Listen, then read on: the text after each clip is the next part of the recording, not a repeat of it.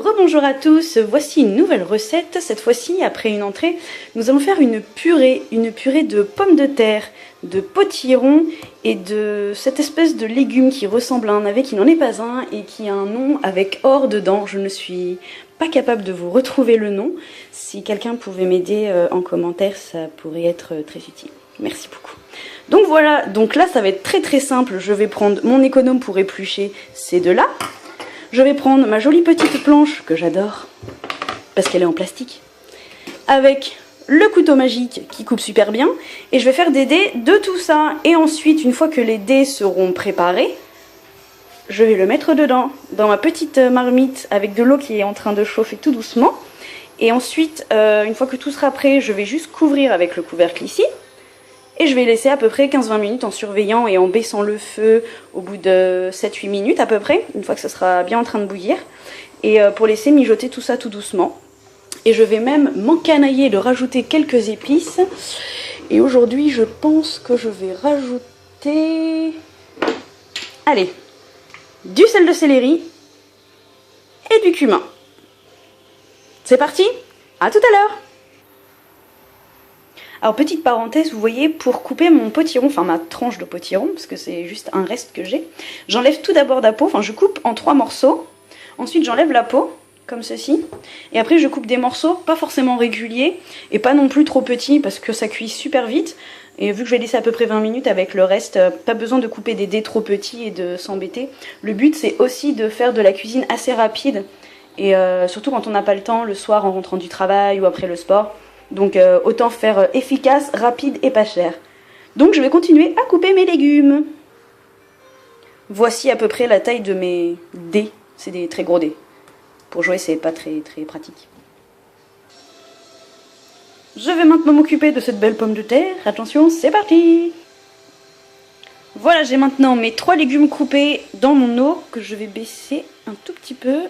Si ça marche, voilà. Je vais laisser à 6. Je vais mettre mes petites épices qui sont ici. Un peu de sel de céleri.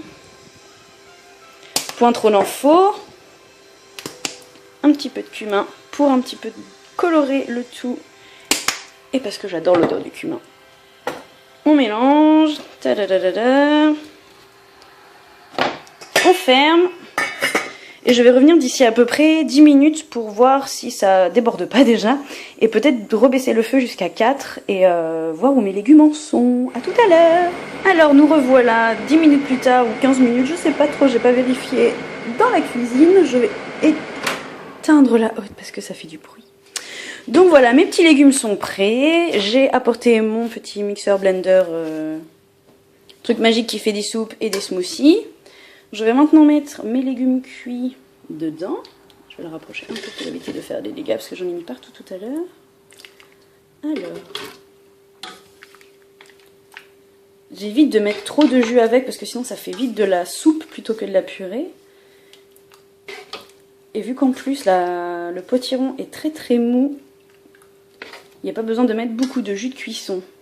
Par contre, petite astuce pour celles qui n'aiment pas jeter comme moi, le jus de cuisson, je le garde et soit je le bois en potage le soir ou quand j'ai un creux ou quelque chose comme ça. Ou soit je m'en sers comme eau de cuisson pour faire du riz par exemple. Je sais que ça parfume beaucoup le riz et hier j'ai fait ça, j'ai fait une purée de patates douces à midi. Et le soir avec mes invités on a fait du riz à la sauce tomate basilic. Et bien j'ai fait cuire mon riz dans le bouillon de patates douces et du coup ça a donné un petit goût sucré au riz et c'était délicieux. Je vais maintenant passer tout ça dans ma machine magique. Alors, purée.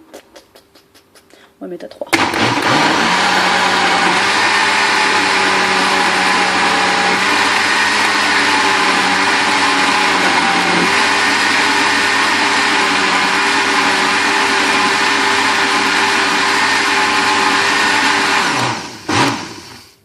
Et voilà. Il n'y a pas plus rapide, hein. Hop.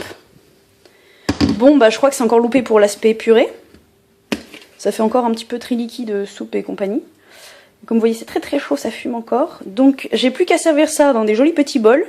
Je vais aller sur mon balcon prendre du basilic frais et mettre 2-3 branches de basilic frais dessus pour le servir. Parce que c'est pour un repas pour 2 personnes avec mon ami.